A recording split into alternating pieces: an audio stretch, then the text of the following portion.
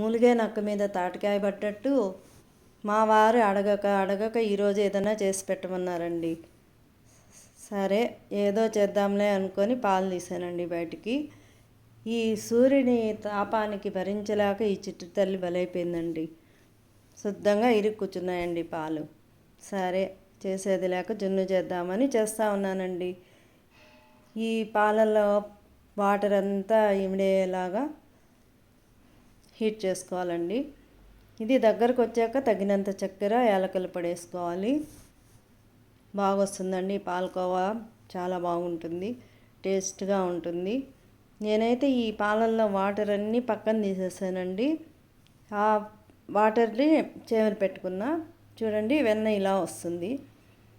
పడేయకుండా వాటర్ ఇలా మజ్జిగ చేసుకోవచ్చు. జున్ను రెడీ అయిపోయిందండి పాలకోవా. మీరు చూడండి. మీకు నచ్చితే లైక్ చేయండి, షేర్ చేయండి, సబ్స్క్రైబ్ చేయండి ఫ్రెండ్స్.